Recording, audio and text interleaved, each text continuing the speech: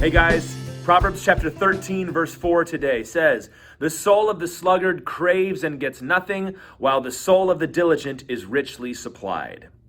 Another proverb about money and working hard. There's a lot of these, so let's get back into this one. The soul of the sluggard craves and gets nothing. Craving, dreaming. Hey, listen, it's great to dream. It's great to be thinking about what you might want to do with your life, what you might want to accomplish with your relationships, with your job, even financially. We're talking about being richly supplied here. It's okay to think about what you want to be someday, but they don't get you anywhere. Just craving, just dreaming, just thinking about it, being able to explain and making a plan about how you're going to do it, but never actually doing anything, doesn't get you anywhere. It's cute to dream when you're young, right? When you're 16 and you say, "This is what I'm going to do and this is my plan." Everybody's like, "Hey, good for you, kid. You're diligent, you're getting ready, you're prepared, you're going to go great." Less cute when you're 30.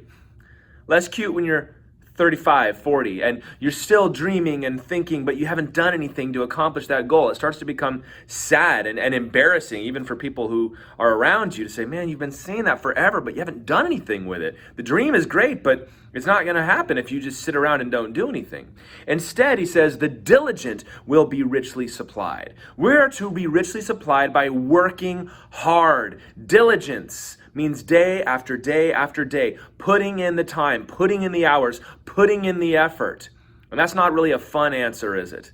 If you want to be richly supplied, if you want to accomplish your dreams, if you want to put it that way, you got to put the time in. You got to put the work in. We know about this in many different things. If you want to be a doctor, you got to go to school. You got to put in your time. You want to be an athlete, you got to get out there and work harder than everybody else. You want to be an entrepreneur, you got to get out there and hit the streets. Nobody's getting anywhere just by sitting around and craving. It gets you nowhere. And people want to say, "Well, does this work?" I mean, it doesn't actually work that way. You can work as hard as you want, but you don't ever get anywhere. I have found that most people that are really down on hard work don't work hard. And I know that's not always the case. And I'm not trying to be a jerk here, but most people that say working hard doesn't get you anywhere, they've never tried hard work.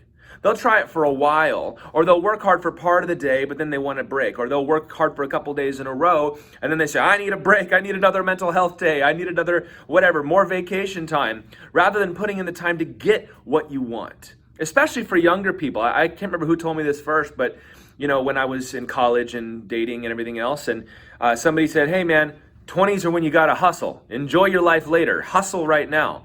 And it's kind of the same thing. You got great dreams about where you want to get, but don't spend all your time right now wanting to enjoy the things that you don't have. Work hard to the point where you've gotten some of those dreams, and then you can start to enjoy them.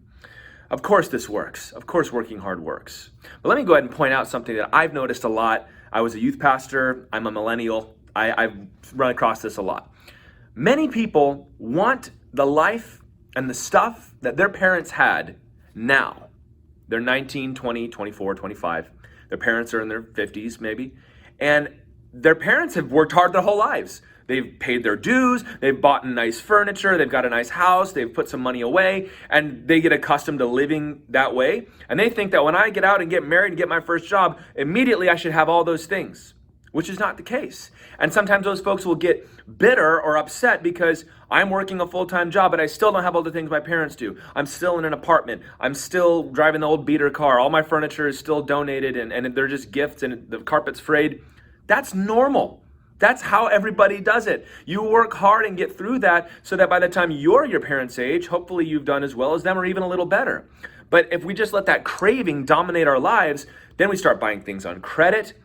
We start wasting time. We get into these weird get-rich-quick schemes, or sometimes we just sit back and let the bitterness rule and we get all grumpy. We want to put it on everybody else. It's their fault. It's the government's fault. It's this people's fault. It's that group's fault. It's my parents' fault. School's fault.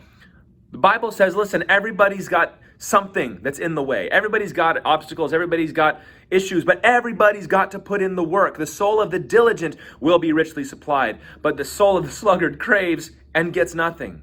So guys, don't just set your sights on what you want to be and what you want to do.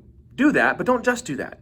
Say, okay, how are we going to get there? What steps are we going to take? We're going to get up early and put in the work. We're going to put in the time. We're not just going to work hard. We're going to work creatively. We're going to be thinking down the road. Is this the best use of my time? Being diligent. Not saying I'm going to work a set amount of time and then after that, I'm not allowed to work anymore. Get in there and hustle. If you want to be richly supplied, as the Bible says, get in there and be diligent. There's nothing wrong with working hard. In fact, it's an admirable thing to do. And don't get in there either and weaponize your craving, as Solomon would call it. Say, I want this and I want it really bad, but I'm not willing to work, so I'm going to be going around trying my best to make other people feel bad to give those things to me, or to make them feel bad for having what they do, and now you become the bitter, griping old man on the side of the road that never caught a break. Get out there and work hard, be diligent, and trust that the Lord is going to take good care of you.